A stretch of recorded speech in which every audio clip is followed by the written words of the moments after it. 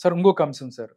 గత వారం రోజులుగా అందరూ డిస్కస్ చేస్తున్న విషయం కీరవాణి గురించి. అంటే తెలంగాణ గీతం రాయటానికి ఆయన అర్హుడు కాదు. ఆయన ఆంధ్ర వాడు అని చెప్పాడు. తెలంగాణ ఆత్మగౌరవాన్ని ఆంధ్రోళ్ళ దగ్గర తాకట్టు పెట్టారని చెప్పి చాలామంది మాట్లాడుతున్న పరిస్థితి.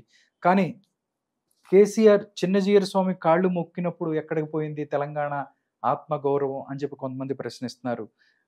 ఎవరైతే రేవంత్ రెడ్డి గారు ఉన్నారు కూడా అందశ్రీకి ఇచ్చిన ఆ బాధ్యత ఆయన ఆయన చూసుకుంటారు. దీంట్లో ఏ విధమైనటువంటి లేదు అన్నట్టు కూడా ఆయన మాట్లాడుతున్న పరిస్థితి. నిజంగా కీరవాణి అంశాన్ని ఇంతలా చేయటానికి కారణం ఏమై ఉంటదంటారు? దీన్ని ఎలా చూస్తారు? ఇది రాజకీయ కోణంలోనే తప్ప అసలు వృత్తికి ప్రాంతాలకు సంబంధం ఏమిటండి నాకు అర్థం కాదు. ఇప్పుడు మనకు వృత్తికి ప్రాంతాలకు ఏం సంబంధం? ఒక రచయిత లేకపోతే ఒక పాటలు పాడే వ్యక్తి, ఒక మ్యూజిషియన్ వాళ్ళ వృత్తి అది. ఎక్కడైనా ఎవరికైనా పాడతారు, ఎవరికైనా రచన చేస్తారు, ఎవరికైనా సంగీతం ఇస్తారు. కాబట్టి ఇక్కడ దాంట్లో మనము ప్రాంతాలను తీసుకొచ్చి అరే ఆంధ్ర వాళ్ళు తెలంగాణకు చేయకూడదు, తెలంగాణ వాళ్ళు ఆంధ్రాకి చేయకూడదు అనేది మాట మూర్ఖులు మాట్లాడే మాటలు అవన్నీ. ఓకే, ఇప్పుడు మనం తెలుగు వాళ్ళం అందరము ఏదైనా అందరూ అనేక మంది 30 లక్షల మంది ఓటర్లు హైదరాబాద్లో ఉన్నారు ఆంధ్ర వాళ్ళు. మరి ఏమంటావు దానికి? ఇక్కడ జీవిస్తున్నారు, ఇక్కడ వ్యాపారాలు చేసుకుంటున్నారు, ఇక్కడ రెవెన్యూ పెరుగుతుంది వాళ్ళ వలన. అంటే మీరు ఆంధ్ర వాళ్ళందరూ వెళ్ళిపోండి అని పంపిస్తే ఏమన్నా ప్రత్యేక దేశమా? ఏమన్నా పాకిస్తాన్ ఇండియాలాగా విడిపోయినట్టేనా? ఏమన్నా తప్పది. అలాంటి ఆలోచనే అసలు మన భావి పౌరులకు మనం ఏం సందేశిస్తాం?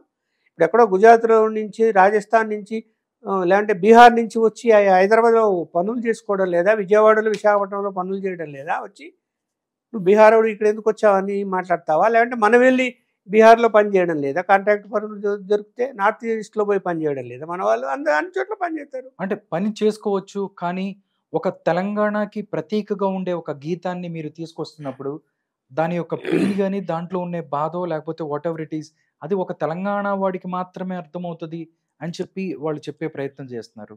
దీంట్లో నిజాయితీ లేదంటారా? అంటే ఇక్కడ నిజాయితీ గురించి కాదు. నిజంగా తెలంగాణ వాళ్ళు తెలంగాణ గురించి రచన చేస్తారంటే బాగా చేస్తారు అని అంటే తప్పేం లేదు. కానీ ఒక రచయితగా ఒక తెలంగాణ ప్రాంతం గురించి రాయమంటేనో లేదా తెలంగాణ తన ఆంధ్ర ప్రాంతం నుంచి రాయటం అంటే తప్పేముంది? దాంట్లో ఏం తప్పలేదు. ఎవరైనా కవికి కవిత్వానికి దానికి సంబంధం ఏముంది? ఇప్పుడు ఒక లైన్ ఇస్తారు సినిమాలో పాటలకు. ఇప్పుడు తెలంగాణ యాసలో పాట రాయమంటే రాస్తారు, ఆంధ్ర యాసలో పాట రాయమంటే రాస్తారు. ఆంధ్ర యాసలో తెలంగాణ వాళ్ళు రాసిన పాటలు సినిమాల్లో రాలేదా? వచ్చాయిగా.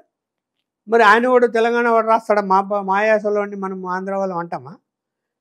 అది కరెక్ట్ కాదు. అది ఒక వృత్తి, పవిత్రమైన వృత్తి అవన్నీ కూడా.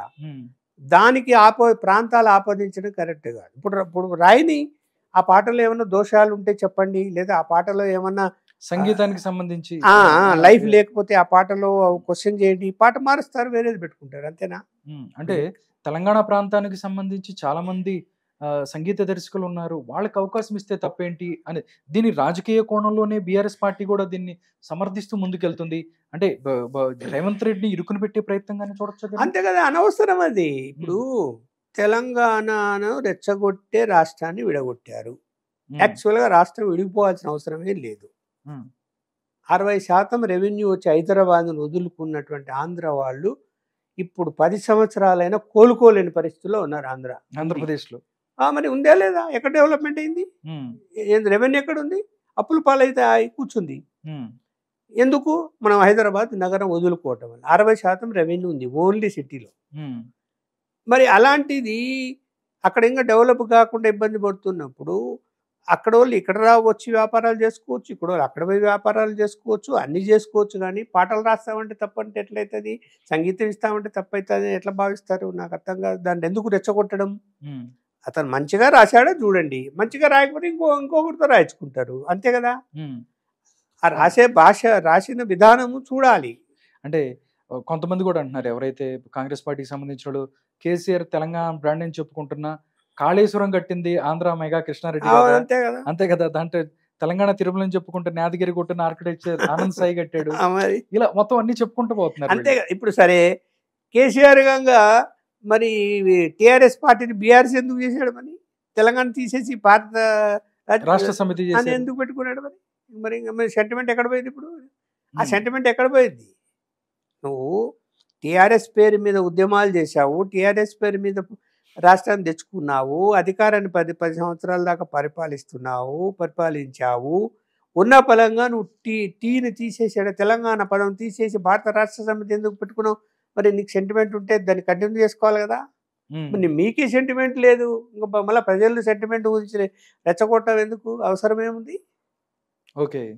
ఇంకోటి సార్, తెలంగాణ రాష్ట్ర చిహ్నం గురించి కూడా, అంటే దాంట్లో ఉన్న చార్మినార్ కావచ్చు, లేకపోతే దీనికి సంబంధించి కేటీఆర్ ఈరోజు ట్వీట్ చూసినట్టయితే 2 రోజుల నుంచి అక్కడ వరంగల్కి సంబంధించిన తోరణం అది కానీ అవన్నీ కూడా తీసేస్తున్నారు. నిజంగా ఇది మీకు దీని మీద ట్వీట్ పెట్టిన పరిస్థితి రేవంత్ రెడ్డి కానీ వీళ్ళ మీద కానీ, దీన్ని కూడా అంటే తెలంగాణ సెంటిమెంట్ని మళ్ళీ రెచ్చగొట్టే ప్రయత్నం జరుగుతుంది అని చెప్పుకోవచ్చా? అంటే ఎలక్షన్ తర్వాత అంతే కదా. ఇప్పుడు ఎన్నికల ముందు రెచ్చగొట్టారంటే బాగుంది, మళ్ళీ వాళ్ళు ఏం భావిస్తున్నారంటే మళ్ళీ ఇప్పుడు లోకల్ బాడీ ఎలక్షన్స్ వస్తాయి కాబట్టి రెచ్చగొట్టాలి.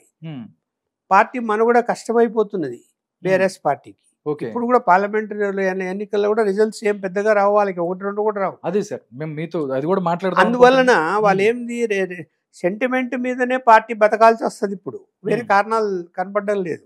ఓకే, అందువలన సెంటిమెంట్ రెచ్చగొట్టే ప్రయత్నాలే చేసుకుంటూ పోతారు, ఆలోచిస్తారు. చూడు, ఆ ప్రభుత్వం ఉన్నప్పుడు అదేదో చిహ్నం తయారు చేసింది, లేకపోతే పాట తయారు చేసింది అనుకున్నాం తెలంగాణ మీద. దాంట్లో మార్పులు చేర్పులు చేసుకునే హక్కు ఈ ప్రభుత్వానికి ఉండదా? అదేమన్నా రాజ్యాంగం నుంచి వచ్చిందా? మారిస్తే రాజ్యాంగమే మార్చాలా అనడానికి కాదు కదా. ఒక పార్టీ పరంగా నువ్వు ప్రభుత్వం అధికారంలోకి వస్తే నువ్వు ఏదో ఒక గీతం పెట్టానంటావు, లేకపోతే ఒక చిహ్నం తయారు చేసా ఉంటావు, లేదంటే తెలంగాణ తల్లి విగ్రహం పెట్టారంటావు. అందులో లోపాలు ఉన్నాయని ప్రస్తుత ప్రభుత్వం భావిస్తుంది, లేదు ఇంకా మెరుగ్గా ఉంటే బాగుంటుంది అని మార్పులు చేర్పులు చేస్తుంది. నీకు ఏమో అన్ని అధికారాలు ఉన్నాయి, యువతల పార్టీకి ఏ అధికారాలు ఉండవా? వాళ్ళకు కూడా అధికారాలు ఉంటాయి. అధికారంలోకి వచ్చిన తర్వాత ఈ మార్పు చేసుకోవాలి, ఇది చేద్దామని అనుకుంటారు కదా.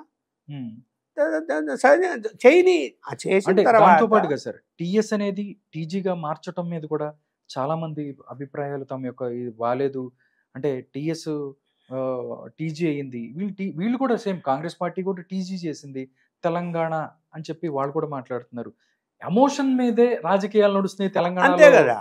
అలా రన్ చేస్తున్నారు. రాజకీయ పార్టీలు అలాగే ఉంటాయి. ఎవరైనా ఇప్పుడు సచివాలయం మంచిగానే ఉండింది, ఏదో పురాతనమైన బిల్డింగ్లు 2-3 లోపాలు ఉన్నాయి, అవి తీసేస్తే మిగతా కట్టిన స్ట్రక్చర్స్ అంతా కూడా ఎన్టీ రామారావు టైంలో కట్టింది, ఫౌండేషన్ కానీ బిల్డింగ్స్ కానీ బాగున్నాయి. స్ట్రక్చర్ అంతా తీసి పారేసి తన ముద్ర ఉండాలి జీవితాంతం అని మార్చాడా లేదా కేసీఆర్?